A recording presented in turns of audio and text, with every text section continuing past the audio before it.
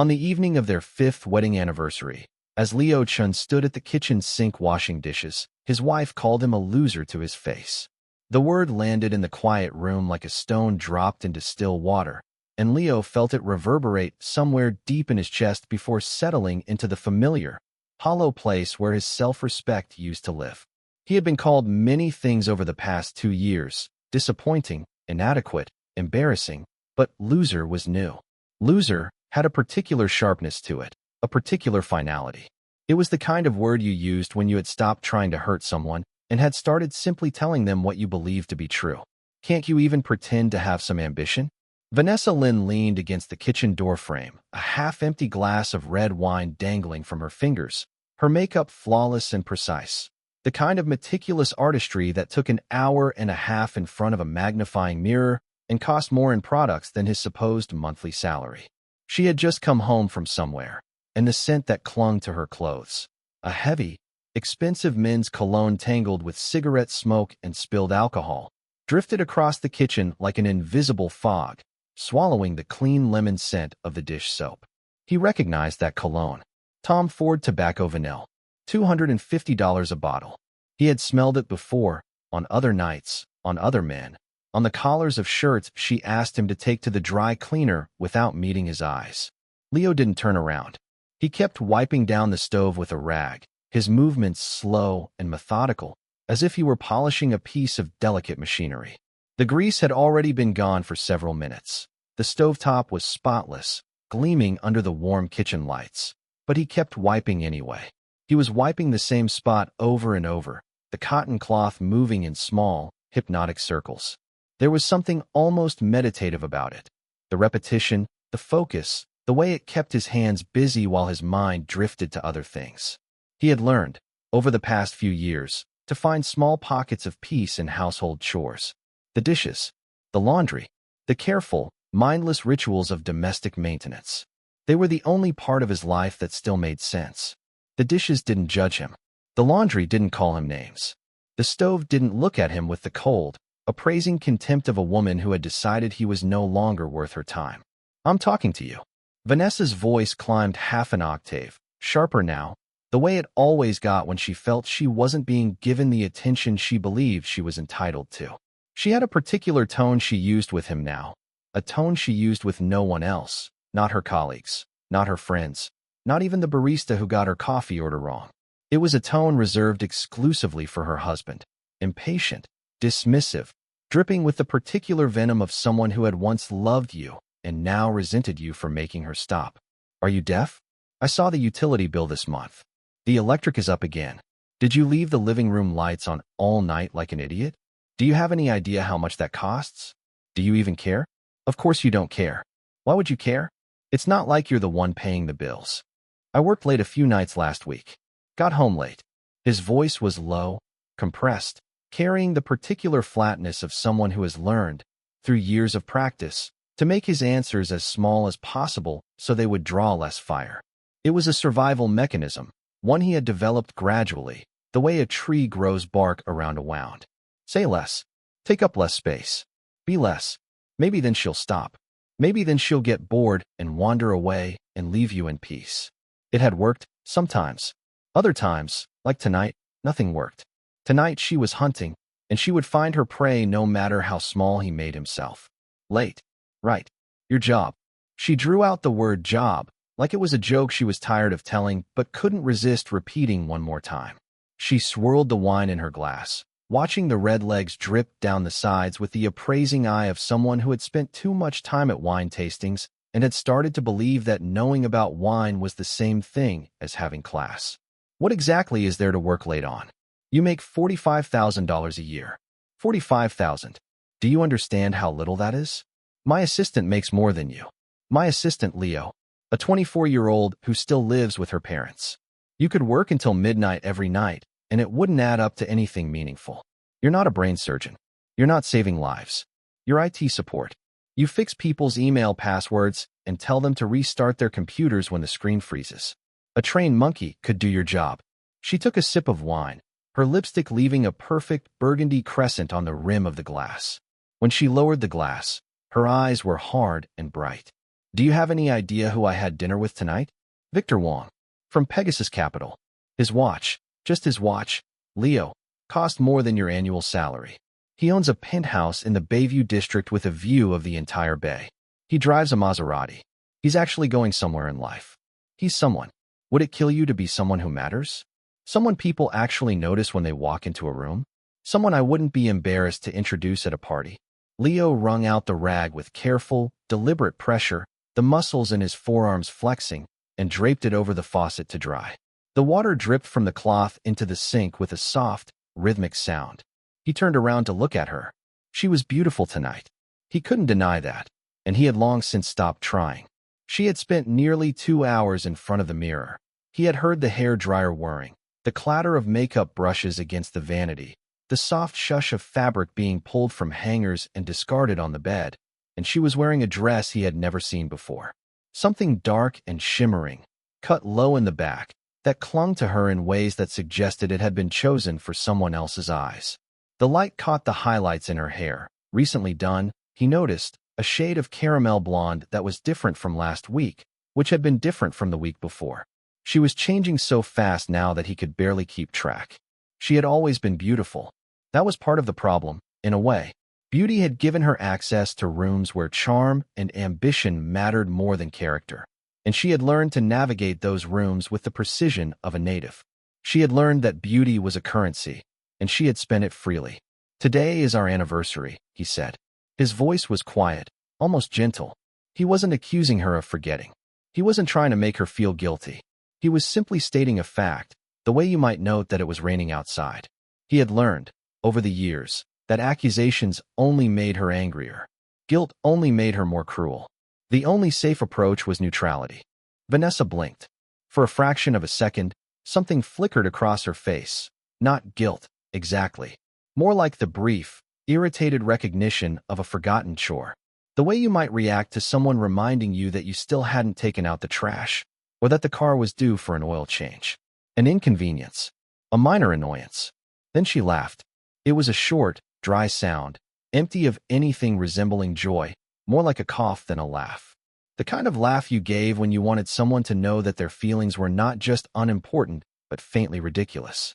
She turned and walked back into the living room, her heels clicking on the hardwood with the sharp, authoritative rhythm of a woman who knew exactly where she was going and didn't care who she stepped on to get there. She set her wine glass on the coffee table with a decisive clink and pulled a cream-colored invitation from her Chanel handbag, a bag Leo had never seen before, though he had long since lost track of her accessories. Her collection seemed to multiply on its own, like rabbits, new pieces appearing every week without explanation. "I almost forgot. There's a charity gala this weekend. At the Grand Pacific. The big one. Everyone who matters will be there. You're coming with me. Wear something decent for once. Not that gray suit. It makes you look like an undertaker. Buy something new. Something that doesn't look like it came from a clearance rack. And for God's sake, don't embarrass me." She tossed the invitation onto the coffee table. It skidded across the polished glass surface and slipped off the edge, landing face up on the floor at Leo's feet. She didn't pick it up. She didn't even look back. She had already moved on, her attention elsewhere, her husband as easily discarded as the invitation. He bent down and retrieved it. The cardstock was thick and expensive, the kind of paper that cost more per sheet than most people spend on a meal. The lettering was raised in gold foil, the typography crisp and elegant, the kind of design that required a professional printer and a budget that didn't blink at 4 figures for stationery. The venue was the Grand Pacific Hotel downtown, the one with the crystal chandeliers and the marble columns and the rooms that cost $2,000 a night. The one where celebrities stayed when they came to town. The host was Victor Wong's firm, Pegasus Capital. A charity gala, the invitation said, though Leo had been in business long enough to know that charity gala was simply the polite term for networking opportunity for people who already had too much money and wanted an excuse to feel good about themselves while making deals. "Did you hear me? I heard you." He set the invitation carefully on the coffee table, aligning its edges with the corner of a book, a design monograph Vanessa had bought for the coffee table and never opened. He had always been neat. It was one of the few things about himself that he had never let her take away. The order of his study. The precision of his notes. The small, private rituals that reminded him who he was when everyone else seemed determined to make him forget. Vanessa made a small, dismissive sound at the back of her throat. The sound of someone who had expected an argument and was almost disappointed not to get one, who had sharpened her knives and found no target, and turned toward the bedroom, her wine glass cradled against her chest like a talisman. At the door, she paused, as if remembering something. She glanced back at him, her eyes traveling from his hair to his shoes and back again, a quick inventory of everything that was wrong with him. He could see her cataloging his flaws, the graying hair, the stooped shoulders, the cheap shirt, the scuffed shoes. A man who had stopped trying. A man who had given up. And your hair. Get it cut. The gray is spreading. You're starting to look older than my father. It's depressing. She said it the way you might comment on a stain on the carpet, with mild disgust and no sense of personal responsibility. Then she was gone, the bedroom door clicking shut with a soft, final sound that echoed in the quiet apartment. Leo stood alone in the living room. The silence that rushed in to fill Vanessa's absence was almost physical, a pressure against his eardrums, heavy and absolute. He stood there for a long moment, the invitation still in his hand, the gold foil catching the lamplight, cold and bright. He looked at it for a long time, at the names, the date, the venue, the elegant script spelling out an event that would change everything.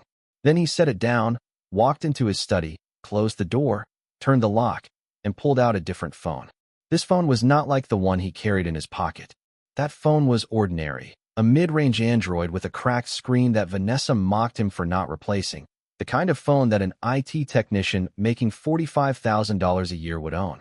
This phone was encrypted, military-grade, its operating system custom-built by a team of security engineers who had previously worked for the NSA. It had never been used for a personal call. It had never been connected to a public Wi-Fi network. It had never left his study. It had exactly 2 contacts saved in its memory: Oscar Zhou, his chief of staff, and Nathan Yao, his general counsel. 2 men who knew the truth about Leo Chun. 2 men who had been with him since the beginning. Leo locked the study door, drew the heavy curtains across the window. The ones Vanessa had complained were too dark and made the room feel like a funeral home, and sat down at his desk. He dialed Oscar's number. The call connected on the first ring. "Sir." Oscar picked up within 3 seconds, as he always did, no matter the hour. His voice was alert, professional, completely unsurprised. Oscar was never surprised. That was one of the reasons Leo paid him 7 figures a year. That, and his absolute, unwavering discretion. Oscar had been with Stellar Tech since the beginning, when the company was 3 people in a subleased cubicle with a broken air conditioner. He had seen Leo at his best and at his worst, and he had never once flinched. "Where are we on the Pegasus Capital investigation?" Leo's voice had changed. The soft, apologetic, beaten-down murmur of the kitchen. The voice of a man who had been trained by years of verbal abuse to make himself small and unthreatening, who had learned to speak in whispers so as not to provoke, was gone. In its place was something else entirely. Something calm, unhurried, weighted with the particular authority of someone who had spent years making decisions that moved hundreds of millions of dollars. Someone who had built an empire from nothing and knew exactly what it was worth. Someone who had faced down hostile takeover attempts and predatory investors and governments that wanted to break his company apart. This was the real Leo Chun. The one Vanessa had never bothered to look for. The one she had been sleeping next to for 5 years without ever actually seeing. "Just about wrapped up, sir." Victor Wong has been in frequent contact with Ms. Lin over the past 3 months. 47 documented instances of communication, including 17 in-person meetings, 11 phone calls, and 19 text exchanges. She's introduced him to several key clients through her magazine connections, people who would not have given Wong the time of day without her personal introduction. Wong has reciprocated with gifts. Oscar's voice was crisp, factual, entirely without judgment. He had been in this business long enough to know that judgment was not in his job description. His job was to gather information and present it clearly. What Leo chose to do with it was none of his concern. A Cartier love bracelet, retail approximately $7,000. A Van Cleef & Arpels Alhambra pendant, retail approximately $4,000. And a Birkin 30 in Togo leather. That's the bag she was carrying tonight. Retail approximately $12,000. though the secondary market price is significantly higher given the waitlist. All 3 purchases were made on Wang's personal credit card, not a corporate account. We have the receipts, the timestamps, and the store surveillance footage if we need it. Leo said nothing. He was looking at the wedding portrait on the study wall, the one Vanessa had insisted on hanging in here, even though he had privately thought it was too large for the room and made him uncomfortable when he was trying to work. Vanessa in white, radiant, laughing like the sun had risen just for her. Her head tilted back, her veil lifting in a breeze that had come at exactly the right moment, as if nature itself were cooperating with the photographer. Her smile was enormous, unguarded, incandescent with joy. He stood beside her in a rented tuxedo, his tie crooked. Nathan had fixed it for him just before the ceremony, leaning in with a grumble about how Leo couldn't tie a Windsor not to save his life, and what kind of CEO couldn't dress himself properly. That day, Vanessa had looped her arm through his and told everyone within earshot, her voice bright and fierce and utterly sincere, her eyes shining with tears she refused to let fall. My husband is the most incredible man in the world. Just wait. You'll see. He's going to change everything. He had believed her. God, he had believed her. He had stood there in his rented tuxedo with his crooked tie and his heart so full it hurt, and he had believed every single word. Additionally, Oscar continued, his tone shifting almost imperceptibly, the way it always did when he was about to deliver information he knew would land hard, a subtle tightening at the edges of his words. Ms. Lin has been privately approaching several real estate developers over the past 6 weeks. She's been using the title Mrs. Chun as a credential, dropping it casually in conversation, implying connections she doesn't actually have. She doesn't know your actual position, of course, but she's aware that the founder of Stellar Tech shares your name. She's been trying to leverage the coincidence. She mentioned it to Wang during one of their dinners, apparently hoping he would confirm a connection. He reportedly told her that Leo Chun is an extremely common name and that she shouldn't read anything into it. Oscar paused for exactly 1 beat, the verbal equivalent of clearing his throat. Sir, there's one more thing. Wang attempted to acquire a block of Stellar Tech patents approximately 4 months ago. His offer was significantly below market value, roughly 30 cents on the dollar, and we rejected it summarily. Since then, he's been quietly approaching our key suppliers, attempting to leverage those relationships to distribute Pegasus products through our established supply chain. 2 of the clients Ms. Lin introduced him to during her networking dinners happened to be 2 of our most critical component suppliers. The same suppliers we're currently in negotiations to acquire. I believe this is not a coincidence. I believe Ms. Lin, knowingly or unknowingly, has been feeding Wang information about our supply chain vulnerabilities. Leo leaned back in his chair and closed his eyes. The leather creaked softly under his weight, a familiar sound, a small comfort. When he opened his eyes again, they were very calm, very still. The eyes of a man who had seen the shape of the thing in front of him and was no longer surprised by it.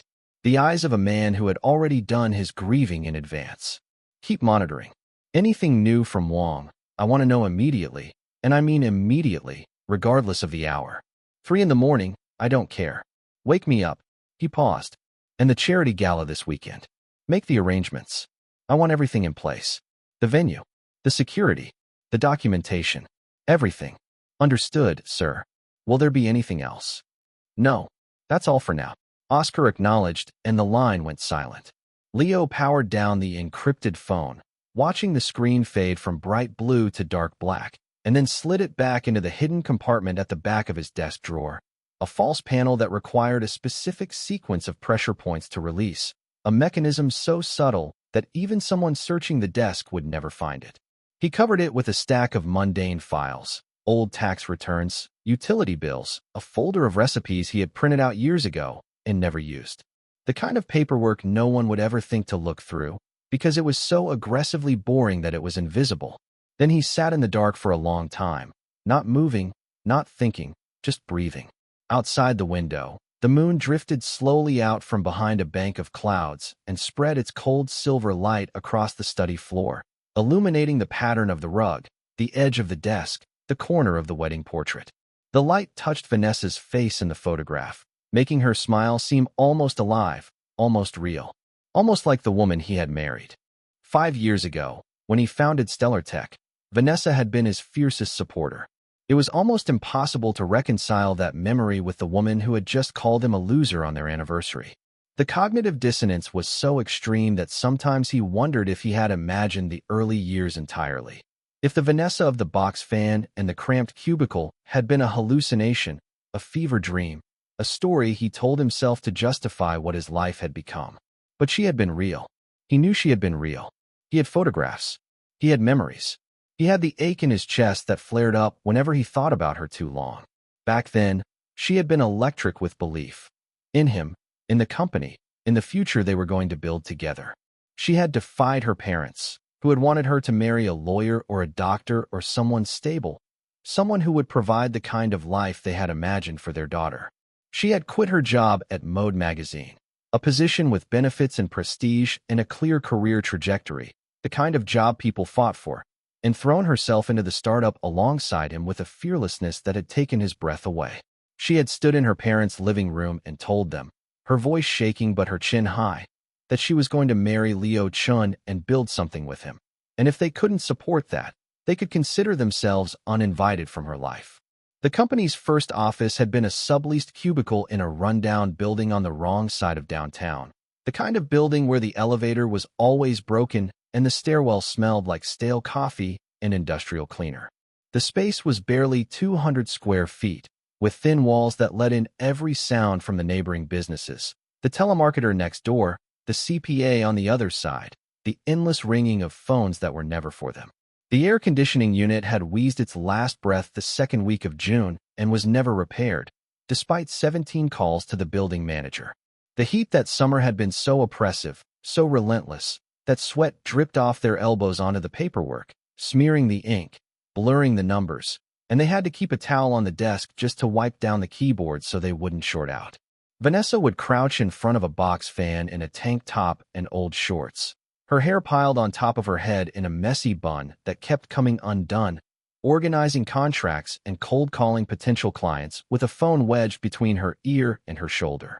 Her voice would go hoarse from talking all day, and she would drink cup after cup of lukewarm water from the office cooler.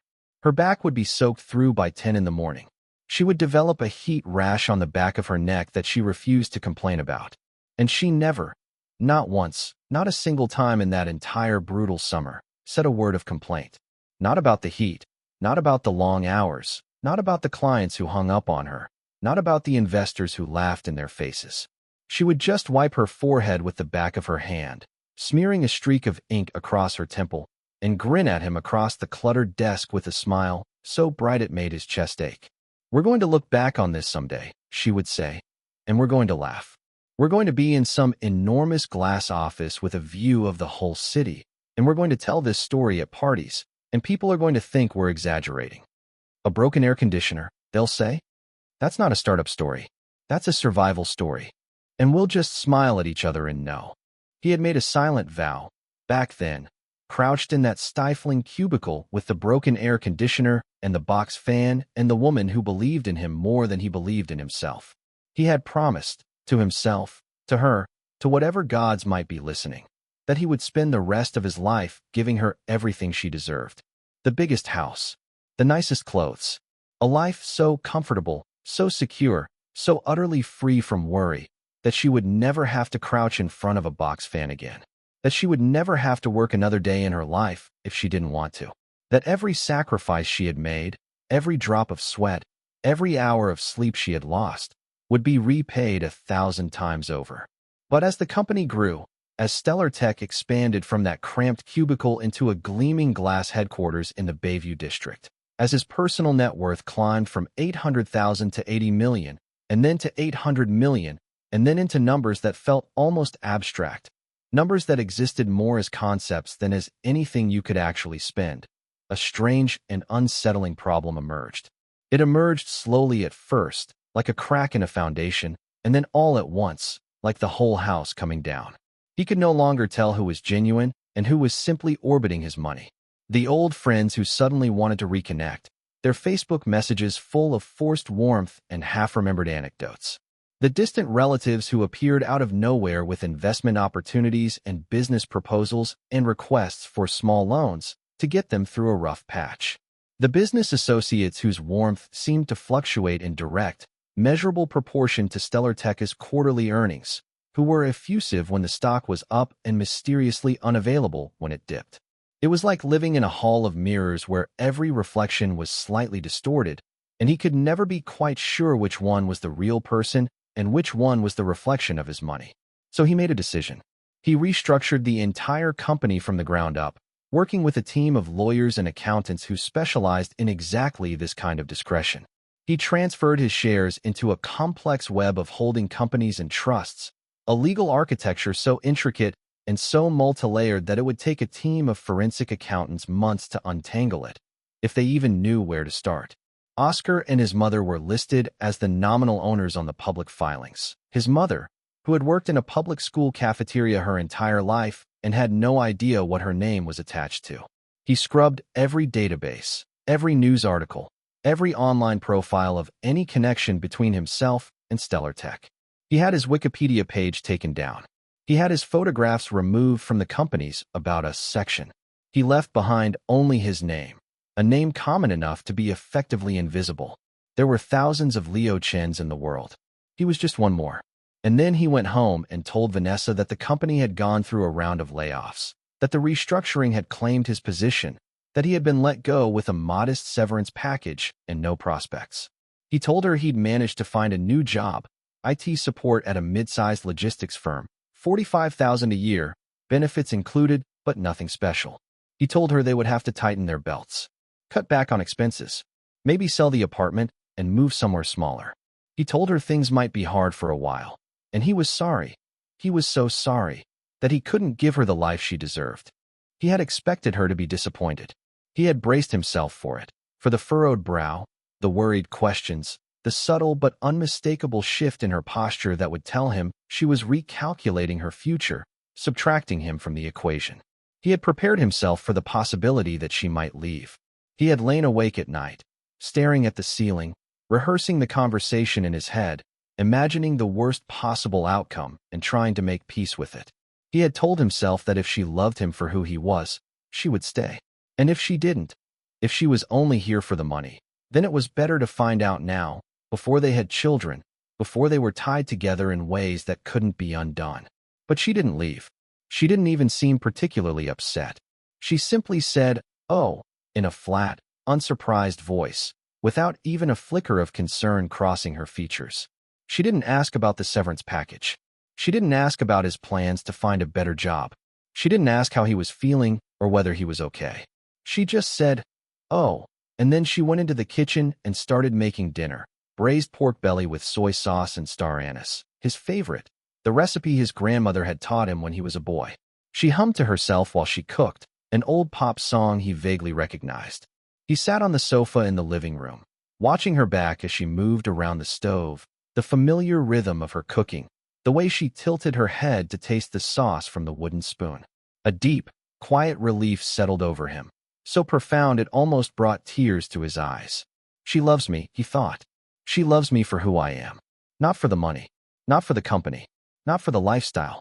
For me, the real me, the ordinary me, the Leo Chun who couldn't give her anything except his heart. That night, he had slept more peacefully than he had in years. He had held her close in the dark, her body warm and familiar against his, and he had felt, for the first time since the company had taken off, that everything was going to be okay, that the decision he had made was the right one, that he had found the one person in the world who saw him, really saw him, and loved what she saw. But that was then. That was a long, long time ago. That was before the slow, inexorable erosion of everything he had believed about his marriage. That was before the late nights and the cold dinners and the unanswered questions. That was before the designer clothes and the foreign perfumes and the men whose names she never mentioned. That was before he became, in her eyes, a loser. When did it start to change? He had asked himself that question so many times that the asking had worn a groove in his mind, a rut that his thoughts fell into whenever he was alone. Maybe it was the month he had to ask her to cover part of the mortgage because his paycheck had been delayed, a lie within a lie, a fiction he had to maintain to keep the larger fiction intact. He had seen something flicker in her eyes that day, something he hadn't seen before, something cold, something calculating. It was gone as quickly as it appeared, but he had seen it. Maybe it was her birthday, when he had given her a cashmere scarf from a department store clearance rack instead of the designer bracelet she had been leaving catalog pages open to for weeks. Pages she had left conspicuously on the coffee table, pages with the price circled in pen. She had smiled and thanked him and kissed his cheek, but the smile didn't reach her eyes, and the scarf disappeared into the back of her closet and was never worn. Not once. Maybe it was the evening they were standing on the curb outside a restaurant in the financial district, waiting for the valet to bring the car around. Her coworker's husband had pulled up in a gleaming black BMW. New. Top of the line. The kind of car that made a statement just by existing. While Leo was unlocking his electric scooter and handing her the spare helmet he had bought specifically for her, the one that matched his. She had looked at the BMW, then at the scooter, then at him. The expression had lasted only a fraction of a second. A flicker of something that might have been shame, or embarrassment, or the sudden, vertiginous realization that she had made a terrible mistake. But he had seen it. He had felt it like a blade between his ribs. She had put on the helmet without a word, her jaw tight, and they had ridden home in silence. The change didn't happen all at once. It accumulated, layer by layer, like sediment settling at the bottom of a lake. Disappointment curdled into resentment. Resentment fermented into contempt. Contempt hardened, over months and years, into a casual, unapologetic cruelty that she no longer bothered to disguise. She stopped humming in the kitchen. She stopped curling up against him on the sofa to watch movies on Friday nights. She stopped asking about his day or telling him about hers. When he came home late from work, tired, hungry, his back aching from hours hunched over a terminal, there was no dinner waiting on the table. Just cold, dark rooms. A silence so dense and personal it felt like a fourth presence in the apartment, a ghost that followed him from room to room. A note on the counter in her elegant handwriting. Out with friends. Don't wait up. Sometimes there wasn't even a note. Her closet swelled with new clothes, designer pieces that appeared without explanation, their tags removed, their provenance mysterious. Her vanity sprouted perfume bottles like mushrooms after rain. Chanel, Dior, Tom Ford, Creed, since he had never smelled on her before, since that cost hundreds of dollars an ounce. She came home later and later, trailing clouds of unfamiliar fragrance, her excuses growing thinner and more perfunctory. Work event, client dinner, networking. You wouldn't know them. Eventually, she stopped offering excuses at all. She came and went as she pleased, treating the apartment like a hotel, treating him like the concierge. He watched her transform, day by day, into someone he no longer recognized. Someone harder, someone colder, someone who looked at her husband the way a shopper might look at an old coat she had once loved but had long since outgrown. And he did nothing to stop it. He said nothing. He documented everything. Every late night, every unexplained charge, every man whose name she mentioned too casually or didn't mention at all. But he never confronted her. He never asked questions. He never demanded explanations. He wanted to see how far she would go. He wanted to know, with absolute certainty, what she was capable of. He wanted to reach the end of the road and be able to look back and say, I saw this coming. I gave her every chance.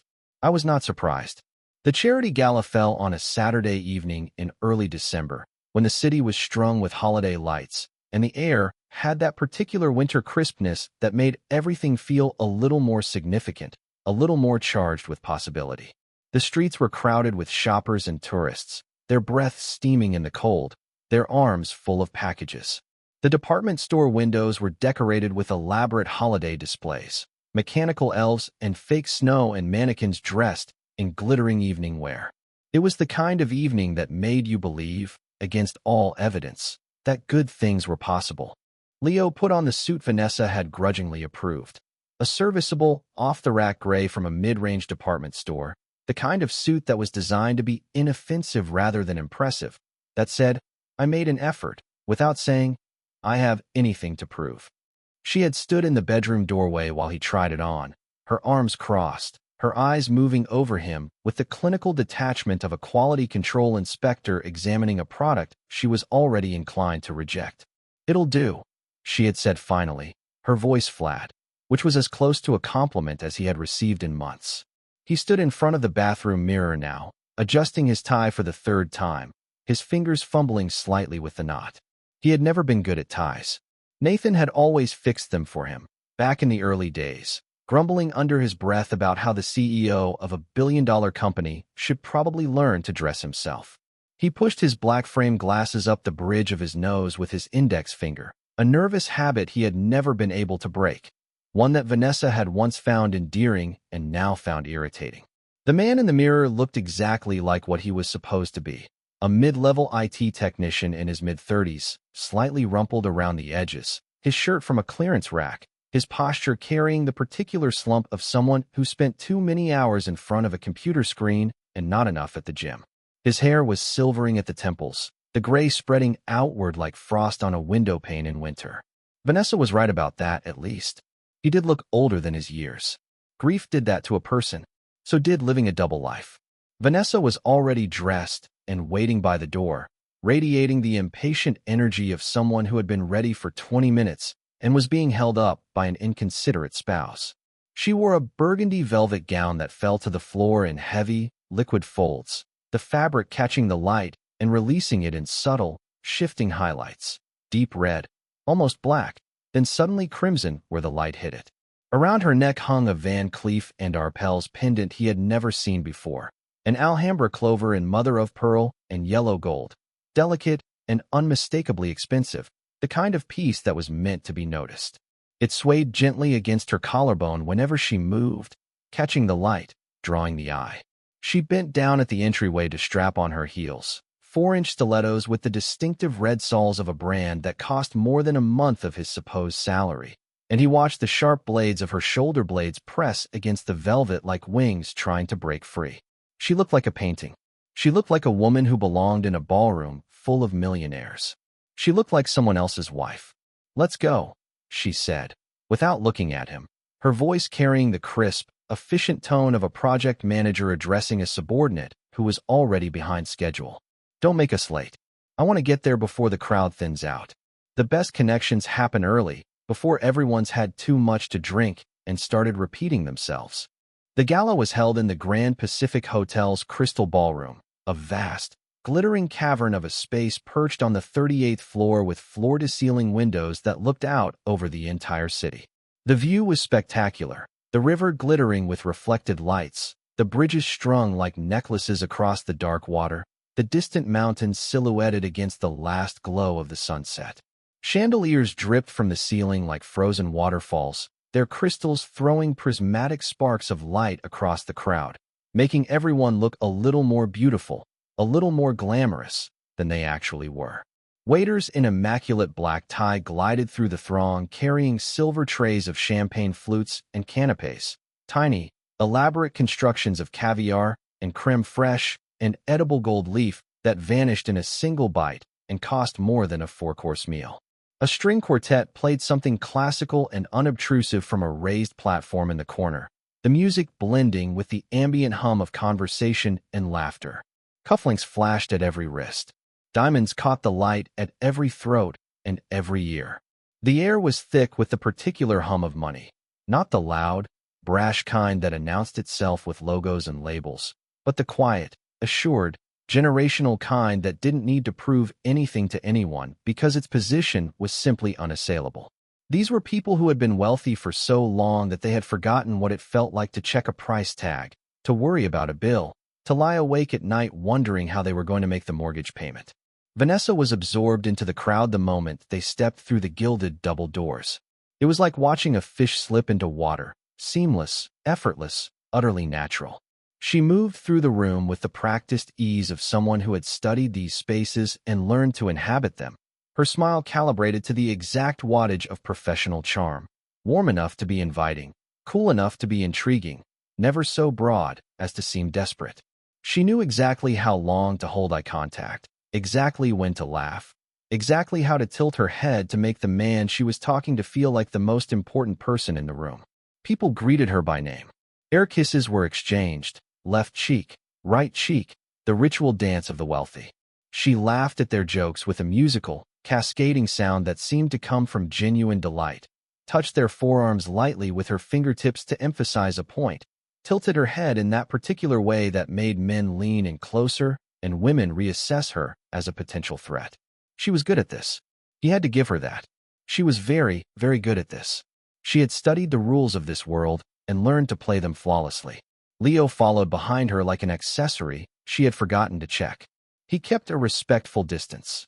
Not too close, not too far, the way a personal assistant might trail a busy executive, available if needed but otherwise invisible. No one spoke to him. No one met his eyes. Vanessa did not introduce him to anyone. He wasn't sure anyone even noticed he was there at all. He found a spot near a marble pillar at the edge of the room, a glass of champagne in his hand that he had no intention of actually drinking. He had never liked champagne. The bubbles always felt like a betrayal of what wine was supposed to be, and he watched. His gaze threaded through the shifting gaps in the crowd, tracking his wife as she worked the room like a professional. She was talking to a man in a dark blue suit now, a man whose hand rested on the small of her back with the casual, unquestioned intimacy of someone who had done it many times before, who had come to expect that his touch would be welcomed. Leo recognized the man immediately. He had been looking at photographs of him for months. Victor Wong, the managing partner of Pegasus Capital, the host of tonight's event, the man whose watch allegedly cost more than Leo's annual salary. He was older than he looked in his press photos, mid-50s, probably, though he'd had enough work done to blur the edges. Botox smoothing his forehead, subtle fillers plumping his cheeks, his teeth so white they were almost blue. His haircut cost more than most people's monthly rent, and his suit had been made for him by a tailor in Milan who had a 3-year waiting list. He had the particular confidence of a man who had never been told no by anyone who mattered, who had moved through his entire life expecting doors to open and being mildly offended on the rare occasions when they didn't. Wong's hand moved slightly on Vanessa's back, his thumb tracing a small, proprietary circle against the velvet, a gesture of possession so casual, so unthinking, that it was clear he had done it dozens of times before. Vanessa didn't pull away. She didn't step back. She didn't even flinch. She glanced up at him and smiled. That smile. The one she used to give Leo, back in the early days, when he would come home from a late night at the office, and she would look up from her book and her whole face would light up like someone had turned on a lamp inside her. The smile that said, "You." The smile that said, "You are the most important person in this room." The smile that made him feel, every single time, like the luckiest man alive. Now she was giving it to Victor Wong, in a room full of strangers, while her husband watched from 15 feet away, and she didn't even have the decency to look guilty about it. Leo looked away.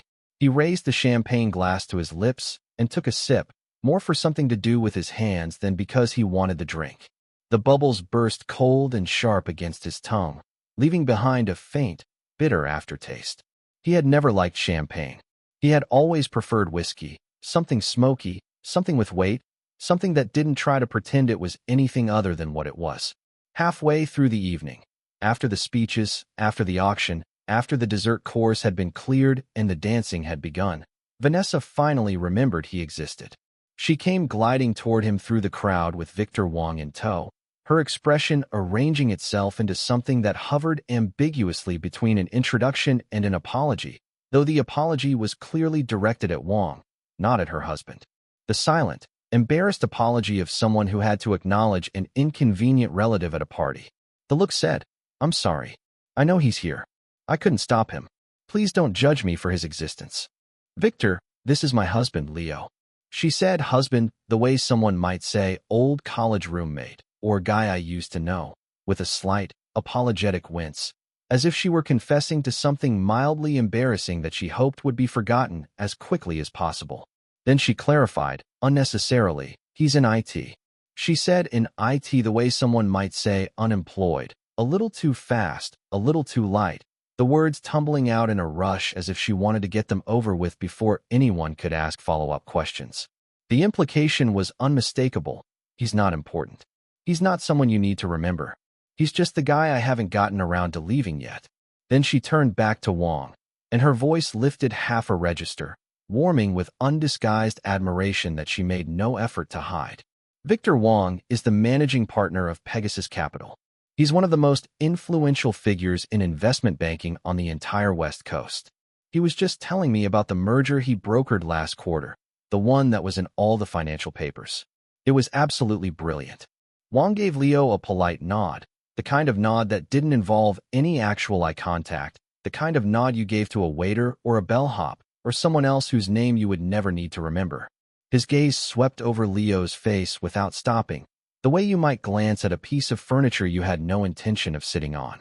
The assessment took less than a second. Leo could practically see the calculation happening behind Wang's eyes. Mid-level nobody, cheap suit, bad posture, no threat, not worth the social calories.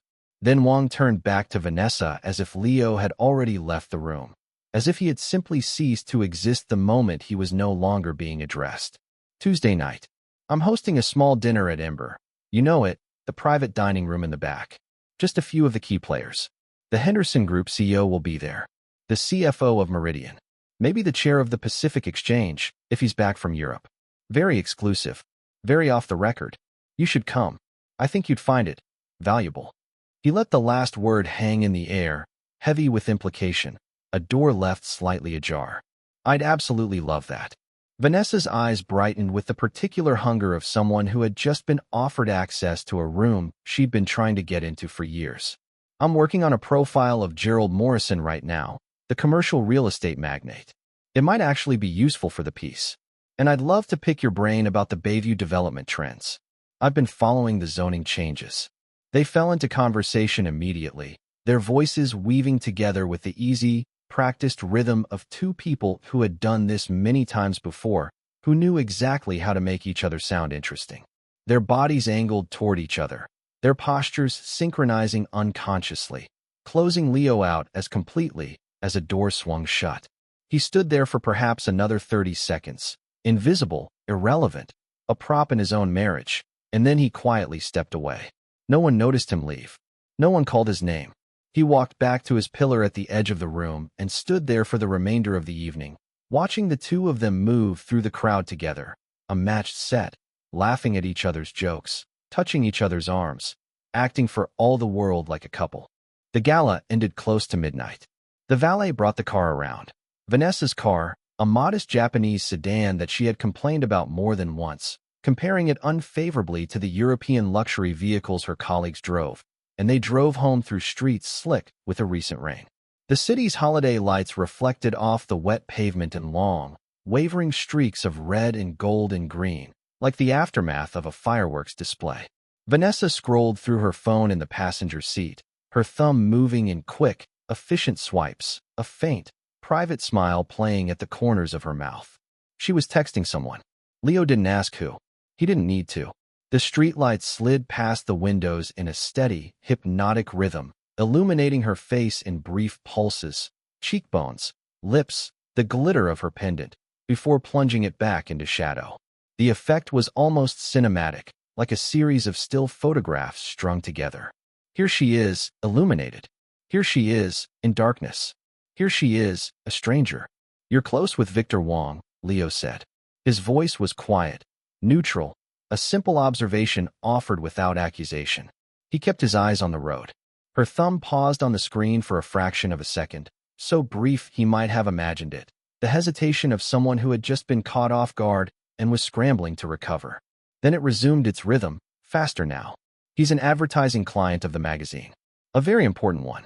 He accounts for almost 15% of our annual ad revenue. It's strictly professional. I don't know what you're implying. Does a professional advertising client need to put his hand on your lower back? Leo's voice was still quiet, still calm. For extended periods of time?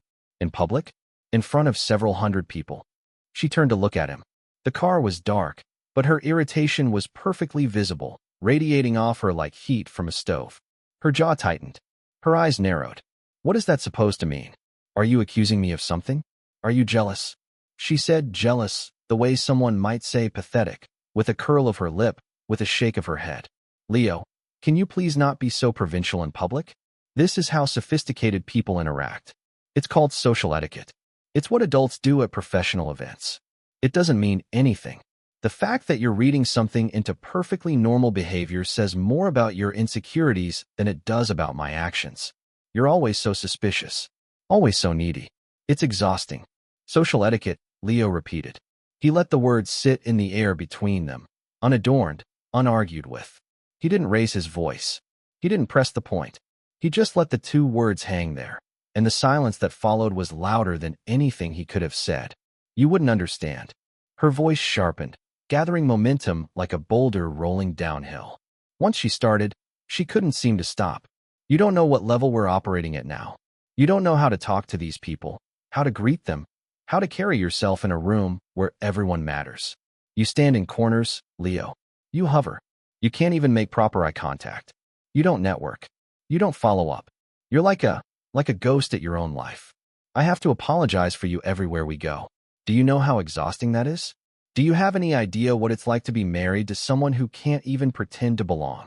She turned away, presenting him with the rigid back of her head, her posture final and absolute. Just drive. I'm tired. I don't want to have this conversation. The rest of the drive passed in silence. Leo said nothing more. There was nothing left to say.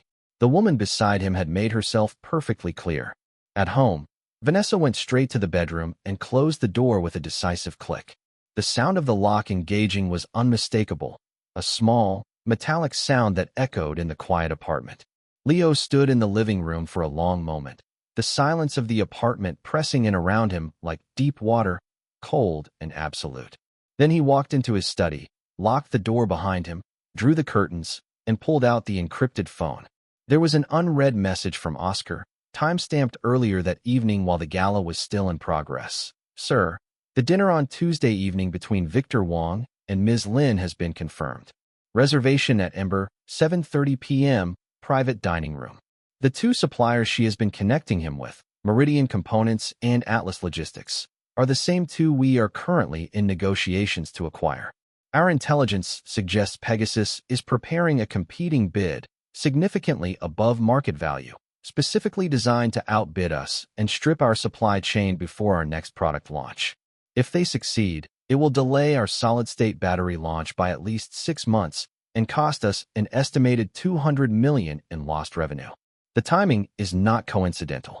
Ms. Lin appears to be providing Wong with detailed information about our supplier relationships.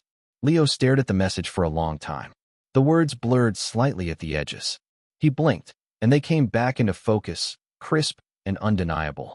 He typed his reply with slow, deliberate thumbs. Understood. Proceed as planned. Do not tip our hand. Let them walk into the trap. Vanessa's late nights at the office grew more and more frequent over the following weeks. Weekends dissolved. She would leave early Saturday morning, dressed in clothes he had never seen before, and not return until Sunday evening, offering vague explanations about deadlines and editorial retreats and client emergencies that he knew were lies but didn't bother to challenge. Tuesdays vanished. Then Thursdays. Sometimes 2 or 3 full days would pass without her coming home at all, and when she did appear, she moved through the apartment like a visitor, remote, distracted, checking her phone constantly, showering and changing and leaving again within the hour. She stopped offering explanations entirely.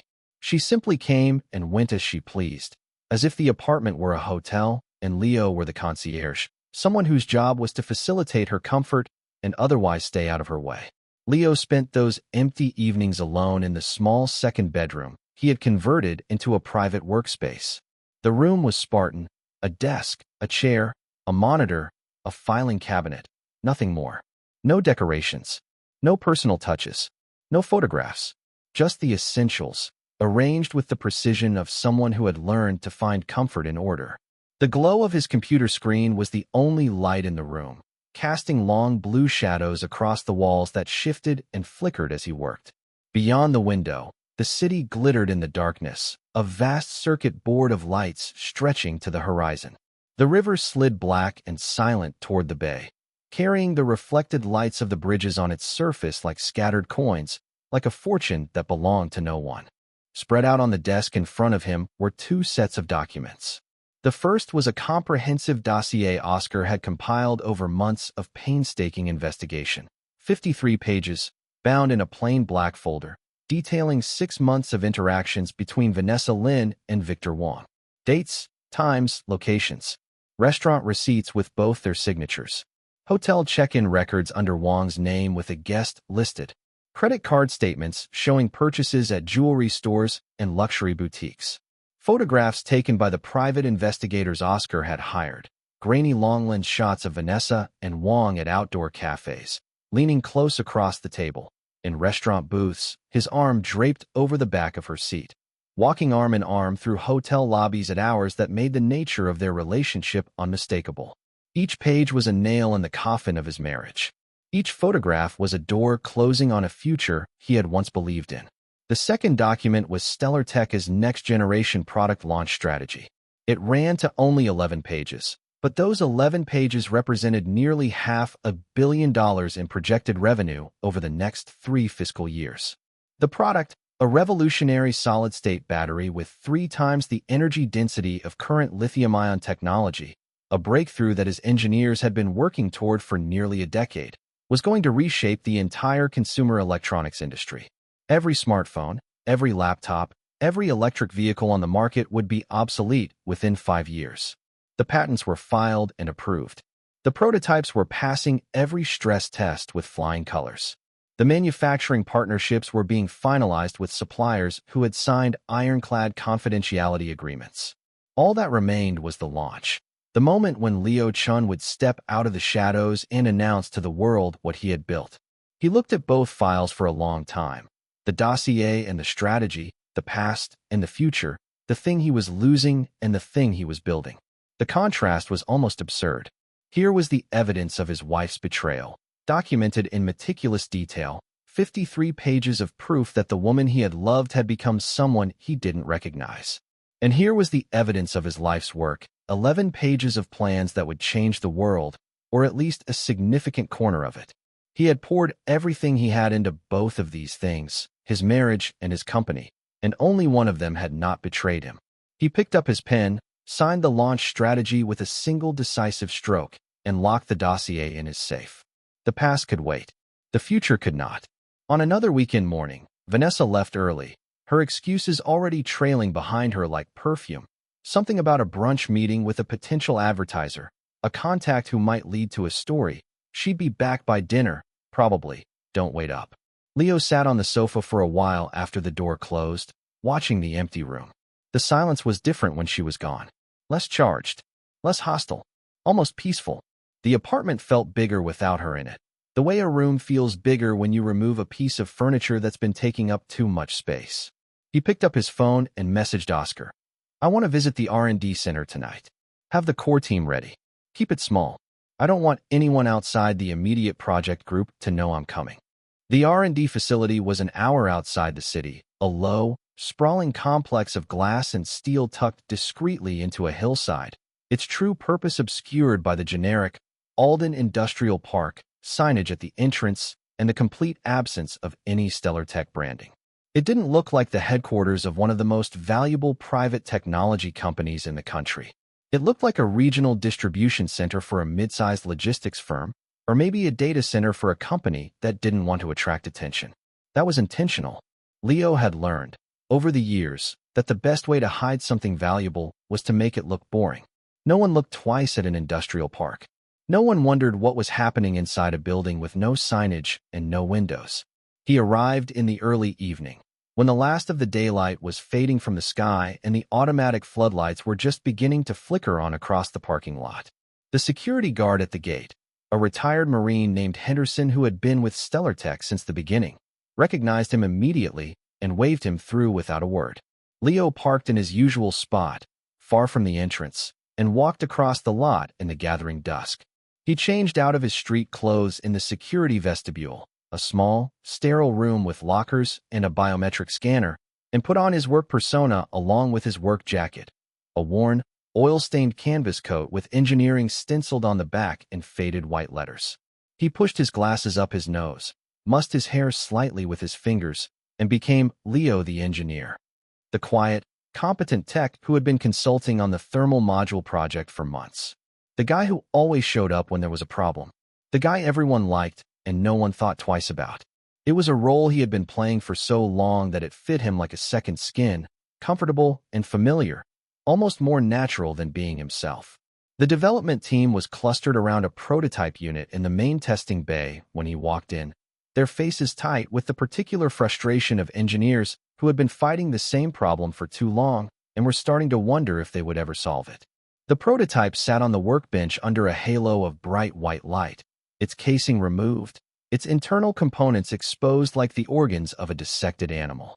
The thermal imaging camera beside it showed a bloom of angry red and orange in the upper left quadrant of the board, while the rest of the scan displayed cool blues and greens, a temperature differential that was slowly cooking the circuitry.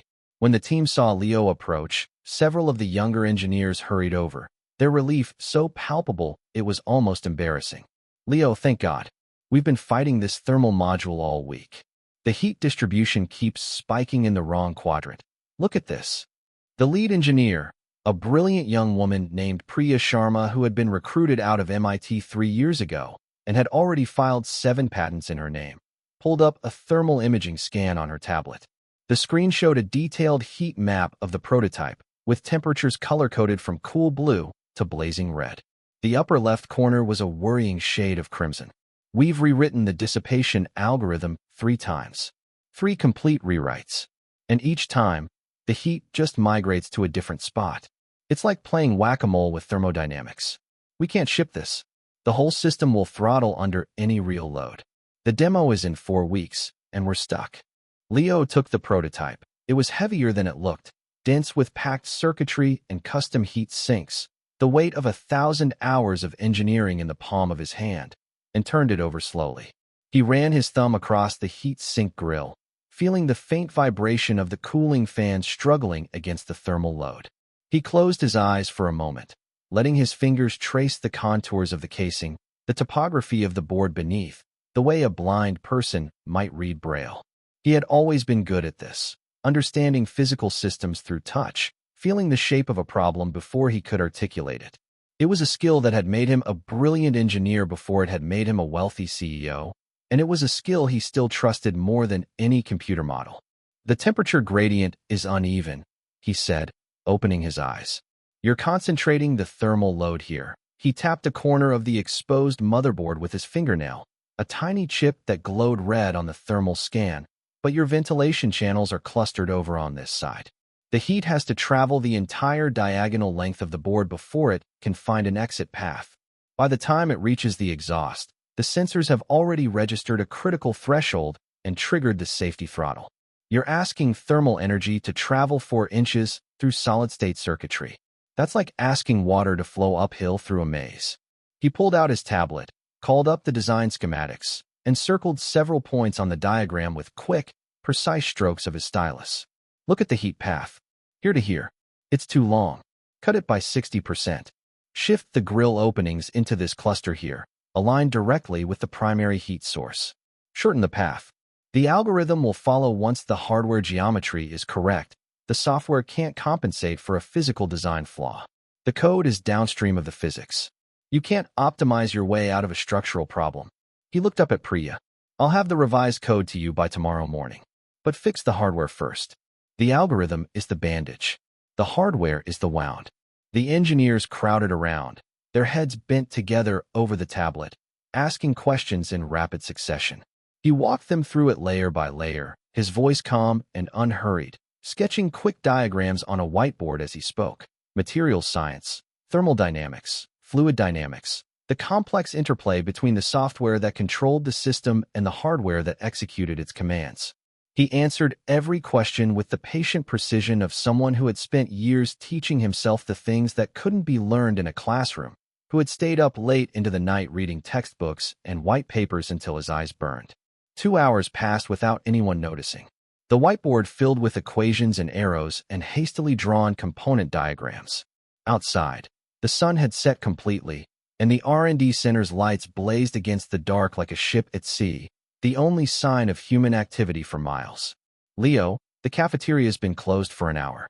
Should we order takeout? There's a decent Thai place that delivers to the gate." "No," he said, waving them off with a small smile. "You all go ahead. Get some rest. You've been staring at that thermal scan too long. It'll still be broken tomorrow. Go home. Sleep. Come back with fresh eyes." They filed out reluctantly, still talking about the problem, their voices echoing down the corridor. Leo retreated to his private office, a small, unassuming room at the end of a quiet hallway that happened to have the highest security clearance in the entire facility. The door was plain gray metal, the nameplate read Storage B, and the lock required a retinal scan, a 16-digit PIN, and a biometric fingerprint verification. Inside, the room was simple: a desk, a chair, a terminal, a single window that looked out over the dark hillside. No decorations, no personal effects, just the essentials. He closed the door behind him, sat down at the desk, and pulled up the encrypted emails he hadn't had time to read during the day. There were dozens of them waiting: supplier agreements, patent filings, financial projections, strategic memos from his leadership team, each one representing a decision that only he could make, a piece of the empire that only he could direct. One message stood out from the rest. It was from Nathan, his general counsel, sent that afternoon with a high-priority flag and a subject line that made his stomach tighten. Divorce documentation, confidential. He opened it. Leo, the message read, "The draft divorce agreements you requested have been completed in accordance with the parameters we discussed. I've prepared 3 scenarios. Scenario A: equitable division of all assets acquired during the marriage, with joint custody provisions for any minor children and standard spousal support calculated according to state guidelines. Scenario B: full contest, with provisions to challenge the validity of the marriage based on fraudulent inducement, given that Ms. Lynn's conduct over the past 2 years suggests material misrepresentation of her intentions at the time the marriage was formalized. Scenario C: the nuclear option, full financial disclosure of your actual net worth, which will result in a significantly larger settlement, but will preserve your leverage through the public revelation of your identity and position. Additionally, regarding Ms. Lynn's potential exposure for misappropriation of trade secrets, her disclosure of supplier information to Victor Wong, which we have documented in 47 separate instances, may constitute a viable civil claim under the Economic Espionage Act, as well as state-level trade secret statutes. I've prepared a preliminary filing and supporting documentation, but I need your explicit authorization to proceed. This is not a step to be taken lightly. Once we file, there is no unfiling." Leo stared at the words on the screen for a long time. Divorce agreement, fraudulent inducement, trade secrets, civil claim, Economic Espionage Act. The legal terms sat there in black and white, crisp and cold and bloodless, utterly indifferent to the human wreckage they described. He thought about the summer 6 years ago, when Vanessa had crouched in front of that box fan in a tank top, organizing his contracts with her hair falling in her face, sweat tracing shining paths down her spine. She had looked up at him and smiled. A real smile, unguarded and luminous, the smile of a woman who had no idea what was coming. And she had said something he couldn't quite remember anymore. Something about how proud she was of him. Something about how she knew they were going to make it, against all odds, because they had each other, and that was enough. He couldn't remember the exact words anymore. They had faded with time, worn smooth like a stone in a river, but he remembered the way she had looked when she said them. That Vanessa, the Vanessa of the box fan and the broken air conditioner and the cramped cubicle and the unwavering belief, had been real. He was sure of it. He had to believe that. Otherwise, what had he been doing for the past 6 years? What had he been fighting for? He took a long, slow breath, the kind that started in the bottom of his lungs and worked its way up, and typed a short reply. "Nathan, send me all 3 drafts for review. I want to see the details of each scenario before I decide.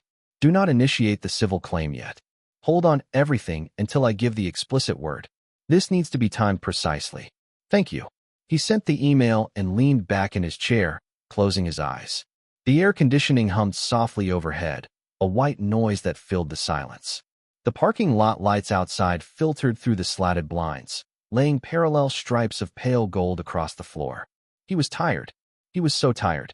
Not just physically, the bone-deep weariness of someone who had been living a double life for so long that he had forgotten which version of himself was the real one. Was he Leo Chun, the billionaire founder of Stellar Tech, the man who had built an empire from nothing and was about to change the world with a battery that could power a city? Or was he Leo, the IT technician, the man who made $45,000 a year and couldn't satisfy his wife and was called a loser on his anniversary? Some days he wasn't sure anymore. Some days the lines blurred so completely that he felt like he was disappearing into the gap between his 2 lives, becoming no one at all. His phone vibrated against the desk, a sharp buzz that cut through the silence. Oscar, with a real-time update. Sir, Ms. Lin did not attend the editorial event she mentioned for this evening. She is currently at the Park Hyatt. Room 1742. She arrived approximately 45 minutes ago with a male companion identified as Liam Lee. Our surveillance team is in position. Confirm if you want us to proceed with documentation. Leo didn't reply. He set the phone face down on the desk, the screen's glow vanishing against the dark wood. Liam Lee, the advertising director. Married. 2 children. He had been to their apartment once, had accepted a glass of water from Leo's hand without making eye contact, had treated him like a servant. That image was burned into Leo's memory, the casual contempt, the absolute indifference, the way Liam had taken the glass as if Leo didn't exist. And now he was in a hotel room with Leo's wife. He should have felt something. Rage, maybe. Humiliation. The hot, sickening churn of jealousy. But all he felt was a profound, almost clinical exhaustion. The part of him that could be hurt by Vanessa's choices had been worn away long ago, eroded by years of disappointment like a coastline worn down by the sea. There was nothing left to wound. There was only the task ahead. He pulled up the unfinished algorithm revision. There was still work to do, still a problem that could be solved with enough attention and enough discipline, and went back to coding. His fingers moved across the keyboard with the fluid, automatic precision of years of practice. The code appeared on the screen, line after line, clean and elegant. This, at least, he understood. This, at least, was a problem he could fix. The computer didn't lie to him. The code didn't betray him. The work was always exactly what it appeared to be. It was well past midnight when he finally got home. The apartment was dark except for the faint glow of the city through the living room windows, the distant lights of the Bayview district reflected in the glass. The living room was a wreck, evidence of a party he hadn't been invited to. Several empty wine bottles lay on their sides on the coffee table, their last drops staining the glass a deep, bloody red. The ashtray overflowed with crushed cigarette butts, even though Vanessa had told him she quit smoking years ago. The sofa cushions were askew, one of them on the floor, another wedged behind the sofa itself. The air was heavy and stale, thick with the sour blend of old smoke, spilled alcohol, and an aggressive floral perfume that clung to the back of the throat like a chemical fog. Someone had been here. Someone had been here with her. The evidence was everywhere. In the 2 wine glasses on the coffee table, in the unfamiliar jacket draped over the back of a dining chair, in the faint scent of the same cologne he had smelled on her clothes the night of their anniversary. Leo stood in the entryway, taking it all in with slow, methodical sweeps of his eyes. His face revealed nothing. He had become very good at that, a skill honed over years of practice. The bedroom door was ajar, a sliver of darkness visible through the gap. No sound came from inside. He walked over and pushed it open with the flat of his hand. The bed was empty, sheets twisted into a tangled knot, one pillow on the floor, the duvet half pulled off the mattress and crumpled at the foot of the bed. The room smelled of perfume and sweat and something else, something he didn't want to name. Draped carelessly over the footboard, where she had tossed it on her way to somewhere else, was a burgundy velvet gown. The one she had worn to the charity gala. The one that had cost more than his supposed monthly salary. It lay there like a shed skin, beautiful and empty. Leo pulled the door shut gently, careful not to make a sound. He went into his study, locked himself in, and took out the encrypted phone. Oscar had sent another message, time-stamped 11 minutes ago. Sir, Ms. Lin departed the Park Hyatt approximately 40 minutes ago. She was accompanied by Liam Lee. They parted ways in the parking garage. She is currently en route home. Photos attached. Leo opened the photos. The images were taken from a distance, probably from a vehicle parked across the street, but the quality was sharp and professional. Oscar's team used excellent equipment, the kind of telephoto lenses that could capture a face clearly from 100 yards. The underground parking garage of the Park Hyatt was dim and orange, the lighting harsh and industrial, casting long, distorted shadows across the concrete. Vanessa was walking with her arm threaded through the arm of a tall man in an impeccably tailored suit. Her head was tilted toward his shoulder, her posture loose and intimate, the posture of a woman who was entirely comfortable being close to this particular man. She was wearing a short black dress that Leo had never seen before, something tight and revealing, very different from the elegant, sophisticated gowns she wore to public events. The man, Liam Lee, the same advertising director Oscar had flagged weeks ago during the initial investigation, was looking down at his phone, car keys dangling from his other hand, his expression bored and faintly satisfied. He looked like a man who had done this many times before. He looked like a man who had gotten away with it every time. Leo closed the photos after a few seconds. He had seen enough. More than enough. He sat in the dark study, the only light the faint standby glow of his monitor, a pale blue rectangle in the corner of the room. He thought about the time, a few weeks back, when Vanessa had brought Liam home, had actually brought him into their apartment, into their living room, as if it were the most natural thing in the world, as if she were introducing a colleague rather than a lover. Leo had been introduced as my husband, Leo. He's in IT. Liam had nodded without making eye contact and asked for a glass of water. Leo had gone to the kitchen, filled a glass from the filtered pitcher, and brought it back. Liam had taken it without looking at him, without a word of thanks, the way you accept a towel from a hotel bellman, without acknowledgement, without gratitude, the unconscious, entitled gesture of a man who has been conditioned by a lifetime of privilege to believe that service is his due, that the people who serve him are not fully people. Vanessa had stood beside them, watching this interaction with a small, private smile hidden behind her hand, making no move to defend her husband, to remind this guest that the man pouring his water was the man she had married, the man who had once been the center of her world. That image had lodged itself in Leo's memory like a splinter, small, sharp, impossible to ignore, festering. He thought about the other men she had brought home over the past several months. The one named Zhang, in the expensive Italian suit, whose handshake had been limp and dismissive, whose eyes had swept over Leo's apartment with the appraising gaze of a prospective buyer evaluating a property he might flip.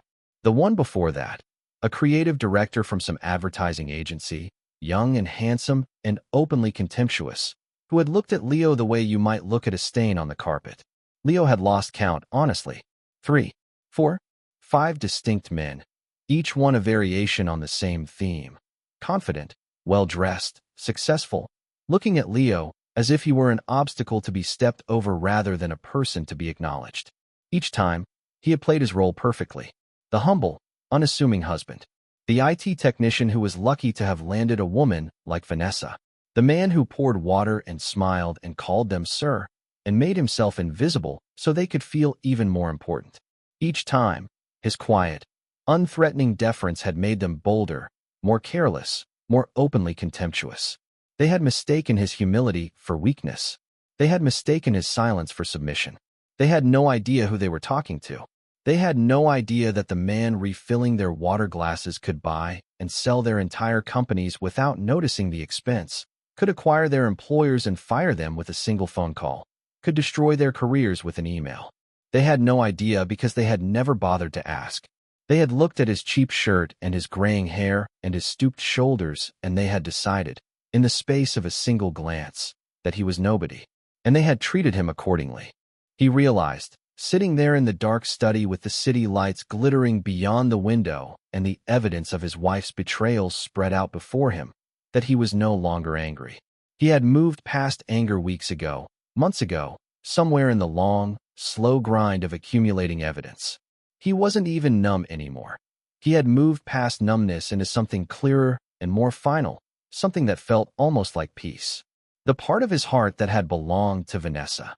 The part that had loved her with the fierce, uncomplicated devotion of a young man who believed in forever, who believed that love was enough to overcome anything, had been folded and crushed and ground down over countless late nights and cold dinners and unanswered questions, until there was nothing left but empty space. She was no longer his problem. She was no longer his wound. She was no longer even his wife, except in the legal sense. She was simply a chapter that was about to end. The last few pages were already written. He just needed to turn them. He just needed to be there when she read them. He picked up the encrypted phone and called Oscar. It was nearly 1 a.m, the deepest part of the night when the world was quiet and even the city seemed to hold its breath. Oscar answered on the second ring, his voice as alert as if it were noon. "Sir, is the meeting documentation ready?" "All of it. I want everything. Every record, every receipt, every photograph, every audio file. I want it all organized and ready to present. Ready, sir. 47 separate records covering 6 months of interactions with Victor Wong alone, plus an additional 32 records documenting interactions with other individuals over the past 18 months. Each one backed by original audio recordings where available, timestamped, and verified by 2 independent analysts. Surveillance logs. Financial records tracing every unexplained deposit and withdrawal. Witness statements from hotel staff and restaurant employees. The complete picture, sir. It's all there. And the lawyers? Nathan has his entire team on standby. They've been briefed on all 3 divorce scenarios and the trade secrets claim. They're ready to move the moment you give the word. Just say when. Leo hung up and sat in the darkness for another long moment. He looked out the window at the river, at the glittering towers of the Bayview district on the far shore, at the bridge arching graceful and illuminated across the dark water, its lights reflected in the rippling surface below. He had built something in this city. Something real. Something that would last. Something that would change the world. And Vanessa had spent 5 years tearing down the one thing he hadn't been able to protect. His belief that someone could love him for who he was, not for what he owned. That was the real wound. Not the infidelity. Not the lies. The slow, inexorable revelation that the woman he had married, the woman he had trusted with everything, had never actually seen him at all. She had seen his money. She had seen his potential. She had seen what he could give her. But she had never seen him. And when the money disappeared, when the potential seemed to evaporate, when the gifts stopped coming, she had turned away without a backward glance. In a few days, he would lay everything out in the open. The truth, the evidence, the consequences. But before that, he had one last thing to do. One last gesture. One last test. One last chance for her to prove that the woman he had married, the woman of the box fan and the broken air conditioner, the woman who had defied her parents and quit her job and thrown herself into the unknown because she believed in him, was still in there somewhere, buried under the layers of disappointment and resentment and contempt. The next morning, Leo woke earlier than usual. The sky outside the window was still dark, the first pale streaks of dawn just beginning to show on the horizon, a faint glow of gray and pink that promised a beautiful day. The city was silent. No traffic, no sirens, no distant hum of construction, just the quiet hush of the world before it woke. He went into the kitchen, moving carefully so as not to wake Vanessa, and he fried 2 eggs, sunny side up, the way she had always liked them, the whites set but the yolks still runny, the edges just barely crisp. He warmed some milk in a small saucepan on the stove, stirring it slowly so it wouldn't scorch, the way she preferred it to cold from the carton. He set her breakfast out neatly on the dining table, the eggs on a warmed plate, the milk in her favorite ceramic mug, the one with the hand-painted flowers she had bought at a craft fair years ago, back when she still went to craft fairs, a slice of sourdough toast cut diagonally, a small dish of the strawberry jam she liked, the one from the farmer's market that cost $12 a jar. It was a simple breakfast. The kind of breakfast he used to make her on Sunday mornings, back when Sunday mornings were something they spent together, back when she would shuffle into the kitchen in her pajamas and wrap her arms around him from behind while he stood at the stove. She emerged from the bedroom an hour later, her silk robe wrapped loosely around her, her hair still tousled from sleep, her face bare of makeup. She looked younger without the armor of cosmetics, softer, more vulnerable, more like the woman he had married.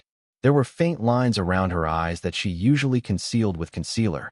There was a small freckle on her cheekbone that he had forgotten about. She smelled the eggs, and her brow creased slightly, as if she were trying to place a memory, as if the scent had triggered something buried deep. "You're up early." She pulled out a chair and sat down, reaching for the milk. She didn't say thank you. She didn't comment on the breakfast. She simply accepted it, the way she had accepted everything he had given her for the past 5 years, as her due, as the bare minimum she was entitled to, as nothing more than what she deserved. Leo sat across from her. He didn't eat. He wasn't hungry.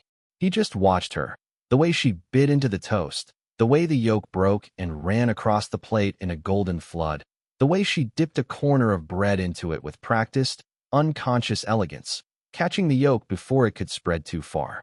She ate the way she did everything, beautifully, efficiently, without wasting movement or attention. She had always been graceful. That was one of the first things he had noticed about her. "Vanessa," he said quietly. She didn't look up from her plate. Her attention was on her breakfast, on the newspaper folded beside her plate, on anything but him. "It's our anniversary today." He had already told her this 2 days ago. When she had dismissed it as an inconvenience, she had forgotten. But he wanted to say it again. He wanted to give her one more chance to remember. One more chance to prove him wrong. One more chance to show him that the woman he had married was still alive somewhere inside the stranger sitting across from him. Her hand paused, the toast suspended halfway to her mouth, a drip of golden yolk about to fall. She looked up at him, and a complicated expression flickered across her face. Not guilt, not quite. More like the brief, irritated recognition of a task she had meant to delegate and had forgotten about. The way you might react to someone reminding you that you still hadn't RSVP'd to a wedding you didn't want to attend. The way you might look at a bill you had been ignoring, hoping it would go away. Then she looked back down at her plate, and her voice flattened into something casual, dismissive, almost bored. "Is it? I've been so busy I completely lost track. The magazine has been running me ragged. Victor's been introducing me to people, and I've been following up on leads. I have a cocktail thing tonight. It's work-related. I can't get out of it. I'll probably be home late. Don't wait up." Leo looked at her. Really looked at her. He looked at her the way a man looks at a photograph of someone he used to know, searching for the person he remembers in the face of the person in front of him. Her eyeliner from the night before was slightly smudged at the corners, a faint gray shadow that made her look tired. But her skin was still flawless, still luminous, still the skin of a woman who spent money on facials and serums and never went to bed without washing her face. Her hands were well moisturized, the nails freshly done in a deep, classic red, the color of the Cartier bracelet she had forgotten to mention, the bracelet that now lived permanently on her wrist alongside the Van Cleef pendant that never left her neck. She was no longer the woman who had crouched in front of a box fan and a tank top, organizing contracts with sweat dripping off her elbows and her hair falling in her face. She had shed that woman like a snake shedding its skin, so gradually at first that he hadn't noticed, and then all at once, until there was nothing left of the person he had married. She had become someone else entirely. Someone harder, someone colder, someone hungrier, someone who looked at her husband the way you might look at an old piece of furniture you were planning to replace as soon as you found something better, something that matched the new decor. "That's fine," Leo said, his voice perfectly even, perfectly calm. It was the voice of a man who had already made his peace with what was coming. "Go to your thing. I'll see you when you get home." Vanessa set down her milk glass with a soft clink, the ceramic ringing against the wood of the table. She stood, her robe rustling, and crossed to the entryway. She bent to put on her heels, new ones, he noticed, red-soled, the distinctive flash of a brand that cost more than a month of his supposed salary, probably a gift from someone whose name she would never mention, and her robe fell open slightly at the collar, revealing the delicate gold chain of the Van Cleef pendant against her skin, the mother-of-pearl clover catching the morning light. She straightened, picked up her handbag from the shoe cabinet. Another new one, he noticed, a supple leather that probably cost 3 months of his supposed salary, and glanced back at him with an expression that was already halfway out the door, already in the next room, already with someone else. "And your hair. Get it dyed. I've told you before. The gray makes you look old and tired. It's not a good look for you. It makes people think you've given up." The door closed behind her with a soft, final click, and she was gone. Leo sat at the dining table for a long time, looking at the empty chair across from him. The half-eaten egg on her plate had gone cold, the yolk congealed into a waxy yellow disc that was beginning to look unappetizing.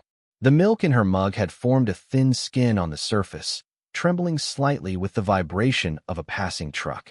Sunlight poured through the window, glazing the tabletop, making the cold egg glisten. It was a beautiful morning.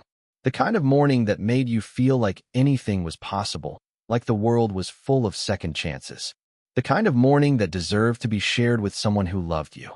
He stood up slowly, his chair scraping softly against the floor. He walked to the living room curtains and reached into the foliage of the potted plant on the windowsill, a large fiddle-leaf fig that Vanessa had bought for decoration 2 years ago and had never once remembered to water. The leaves were beginning to brown at the edges from neglect. His fingers found the tiny circular device he had placed there months ago, hidden among the broad green leaves, invisible to anyone who wasn't looking for it. A camera, one of several he had installed throughout the apartment, each one positioned to capture a different angle, a different room, a different piece of the puzzle. He pressed his thumb over the lens. It was warm from the sunlight, almost alive, and twisted it counterclockwise half a turn. A soft, almost inaudible click, more felt than heard. The red indicator light, no bigger than a pinhead, blinked once and died. The camera was off. The surveillance was over. He had everything he needed. He let his hand drop and stood by the plant for a moment, looking out at the pale winter sky. The bare branches of the trees along the street were silhouetted against the pale gray clouds, stark and geometric like a pen-and-ink drawing. The river glittered in the distance, a silver ribbon winding through the city. It was a view he had looked at thousands of times, from this exact spot, and it had never looked quite the same as it did now. Everything felt different today, sharper, clearer, like a lens had been adjusted and the whole world had come into focus.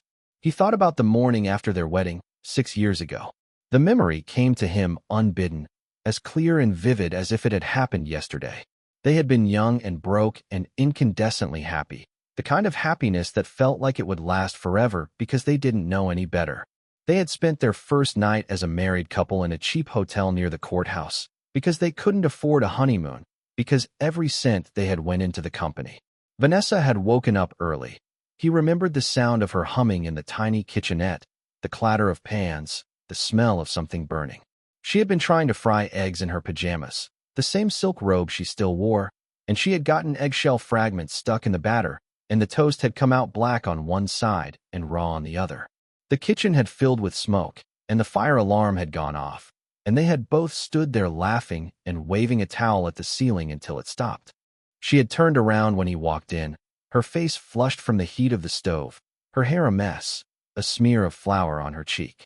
She had grinned at him, a huge, unself-conscious, radiant grin, the grin of a woman who had absolutely no idea what the future held but was certain it would be wonderful as long as they were together. Her smile had been so bright, so utterly without guard or pretense, that he had felt his heart crack open with the sheer, overwhelming force of loving her. He had believed, with the absolute, unshakable, almost religious certainty of the young and the happy, that this feeling would last forever, that this woman would be by his side until they were old and gray and had forgotten what it felt like to be anything other than together, that they would look back on this morning, the burned toast, the fire alarm, the cheap hotel room, and laugh and hold each other and know that it had all been worth it. He knew better now. He changed into a clean shirt, a simple white button-down, no tie, the sleeves rolled once at the cuff, the way he used to wear them when he was coding late into the night and didn't want the fabric getting in his way. He opened the shoe cabinet in the entryway and searched for a long time, pushing aside the worn sneakers and the scuffed loafers and the boots he wore when it snowed, until his fingers closed around what he was looking for at the very back, buried under a stack of old shoeboxes filled with receipts and photographs and other detritus of a life he was about to leave behind. The old leather dress shoes, the ones he had worn on his wedding day. He pulled them out and held them up to the light. The leather was scuffed and dull, the color faded from deep brown to a tired tan, the left sole worn down at an angle from years of his uneven gait. He had broken that ankle playing basketball in college, and he had walked with a slight asymmetry ever since, a faint limp that Vanessa had once said made him look distinguished and later said made him look like an old man. He sat on the little stool in the entryway, the same stool where Vanessa had bent to put on her red-soled heels an hour ago, where she had straightened up and looked at him with that expression of mild disgust and told him to dye his hair, and he put the shoes on. They slid onto his feet with the ease of long familiarity. They still fit. Of course they still fit. Some things didn't change, no matter how much time passed, no matter how much everything around them transformed. The shoes still fit. The man who had worn them on his wedding day was still in there somewhere. He had just been buried under layers of deception and disappointment and the exhausting performance of being someone he wasn't. He stood up, stamped his feet once to settle the leather, and looked at himself in the entryway mirror.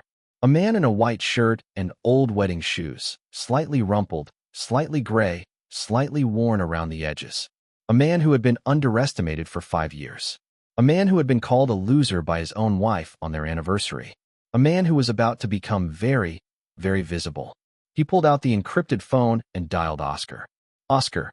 His voice was calm, steady, the voice of someone who had made all the decisions he needed to make and was now simply executing the plan. Execute the plan. Tonight. All personnel in position. I want everything ready by the time she walks through the door. The documents. The evidence. The financial disclosures. The legal filings. Everything. There will be no second chances. There will be no more waiting. Copy, sir. We'll be ready. The teams are already moving into position. Nathan has the paperwork drafted and ready to file. The surveillance team is on standby. The financial transfers are queued. Just say the word, and it all goes live. Leo ended the call. He slipped the phone into his pocket, the ordinary phone, the cracked screen Android that the IT technician carried, and walked to the living room window. He stood there for a long time, watching the city wake up below him. The streets were filling with the first traffic of the morning, the early commuters heading to their jobs, the delivery trucks making their rounds, the baristas opening the coffee shops. The river caught the early light and threw it back in 1,000 glittering fragments. A mirror shattered across the surface of the water. It was going to be a beautiful day, the kind of day that changed everything. At 11 o'clock that night, the front door opened. The motion sensor light in the entryway flicked on automatically, a soft, warm yellow, designed to welcome people home, casting its glow over two figures who had clearly not expected to be illuminated. Vanessa was wearing a champagne-colored cocktail dress, short and tight and shimmering, one thin strap slipping provocatively down her bare shoulder. Her cheeks were flushed with wine, her lipstick slightly smeared at the corner of her mouth, her hair falling out of its carefully arranged updo in loose, messy strands. She looked like she had been laughing. She looked like she had been having a very good time. The man beside her, tall, dark-suited, confident, his hand pressed firmly against the small of her back in a gesture of unmistakable possession, was Victor Wong. His tie was loosened. His collar was unbuttoned. His posture was the posture of a man who believed he had every right to be where he was, doing what he was doing. The motion sensor clicked off. Darkness flooded back into the entryway, sudden and absolute. Vanessa, still adjusting to the sudden black, still giggling softly at something Wong had whispered in her ear, a joke, probably, something they shared that excluded everyone else in the world, didn't see Leo sitting on the sofa across the room. She fumbled for the wall to steady herself while changing out of her heels, her other hand still loosely, intimately clasped in Wong's. The two of them shared a low, private laugh in the dark, the laugh of two people who believed they were alone, who believed they had gotten away with something, who believed they were untouchable. The air reeked of whiskey and expensive cologne and the faint, sweet scent of perfume worn too close to the skin. Leo did not move. He sat in the darkness, perfectly still, his hands resting on his knees. He had been waiting in this exact position for over 2 hours. He had not moved. He had not turned on the lights. He had not checked his phone. He had simply waited, breathing slowly and evenly, letting the minutes pass like water flowing under a bridge. He had become very good at waiting. It was a skill he had developed over 5 years of marriage to a woman who was always somewhere else. Vanessa finished with her shoes, one heel, then the other, kicked carelessly into the corner, and straightened up. She reached lazily for the entryway light switch, her fingers groping for the familiar plastic plate. Just before her fingers found it, just before she could flood the room with light on her own terms, could take control of the scene, the living room lights blazed on. Not from her switch, from the remote in Leo's hand. The light crashed down from overhead, harsh and sudden and inescapable, the kind of light that left no shadows to hide in. Vanessa flinched, her pupils struggling to contract against the sudden glare, her hand flying up instinctively to shield her eyes. What the? Her voice was sharp with irritation and surprise, the voice of someone who had been interrupted in the middle of something enjoyable and was being forced to deal with an inconvenience. When her vision cleared and she lowered her hand, she saw him. Leo, her husband, sitting on the sofa in the center of the living room, perfectly still, watching her with an expression she had never seen on his face before. It was calm. It was patient. It was the expression of a man who had been waiting a very long time for this exact moment, and who was in no hurry to rush through it now that it had arrived. An expression of irritation flickered across Vanessa's face, the instinctive, knee-jerk annoyance of someone who had been caught doing something they knew they shouldn't be doing and was already preparing their defense. She opened her mouth, probably to offer some glib explanation, some casual dismissal, some story about how Victor had just been helping her home because she'd had too much to drink and it was all perfectly innocent and Leo was being paranoid again. But before she could get a single word out, her phone buzzed inside her handbag, a text alert, sharp and insistent, cutting through the silence. She glanced down, frowning, and pulled the bag open. The screen lit up automatically in the dim entryway, casting a pale, ghostly glow on her face, illuminating the smeared lipstick and the faint sheen of sweat on her forehead. A bank notification. A deposit alert. The kind of alert that came when a large sum of money had just been moved. The amount, displayed in crisp black digits on the screen, $42 million. Her entire body went rigid. It was as if someone had pressed pause on her central nervous system. Every muscle locked, every breath suspended, every thought derailed. The phone trembled slightly in her hand, the screen wavering, the number blurring, and then snapping back into focus. The air in the room thickened, grew heavy, seemed to press in from all sides like the atmosphere before a thunderstorm. Victor Wong, still standing beside her with his proprietary hand pressed against the small of her back, leaned over to look at her screen. His eyes found the number, 42 million, 7 figures, more money than Vanessa had ever seen in one place. And his pupils contracted sharply. It was an involuntary response, the instinctive reaction of a predator who had just realized, with dawning horror, that he was not the most dangerous thing in the room, that he had wandered into someone else's territory, that he had made a very serious miscalculation. Then he raised his head, slowly, reluctantly, and looked, really looked, at the man sitting on the sofa, at the ordinary IT technician in the white shirt and the old wedding shoes, at the man whose wife he had been sleeping with for months, at the man whose supply chain he had been trying to steal. His brow furrowed deeply, the beginning of a terrible suspicion dawning behind his eyes like a storm gathering on the horizon. Leo rose to his feet. The motion was unhurried, almost leisurely, the movement of a man who had all the time in the world and no reason to rush. He walked to the center of the living room, his old leather shoes making soft, measured sounds on the hardwood floor. Step, step, step, each one deliberate, each one a countdown. He stopped directly in front of Victor Wong, close enough to see the sweat beginning to bead at Wong's temples, tracing slow paths down his carefully maintained face, close enough to smell the whiskey on his breath, to see the pulse jumping in his throat, close enough to watch the color drain from his face in a single, comprehensive rush, like water emptying from a basin, like a man watching his entire carefully constructed world collapse in real time. Victor Wong. Leo's voice was not loud, but it filled every corner of the room with the quiet, effortless authority of someone who had long since stopped needing to raise his voice to be heard. It was the voice of a man who commanded an empire, who had built something from nothing, who had faced down hostile takeovers and predatory investors and governments that wanted to dismantle his company. It was the voice of someone who had absolutely nothing to prove. I've heard a great deal about you over the past several months. The dinners at Ember. The gifts, Cartier, Van Cleef, Hermes. The supplier contacts you've been cultivating behind my back. The attempted acquisition of my company's patents at 30 cents on the dollar. The quiet approach to my key component suppliers, trying to strip my supply chain before my next product launch. It's quite a body of work. I'm almost impressed. He paused, letting the silence stretch, letting Wong feel the weight of every word. Allow me to introduce myself properly. I'm Leo Chun, founder and CEO of Stellar Tech. The man whose wife you've been sleeping with for the past 6 months. The man whose supply chain you've been trying to steal. The man whose company, he let the corner of his mouth lift, just slightly, the barest suggestion of a smile, is currently in the process of acquiring Pegasus Capital's largest institutional investor.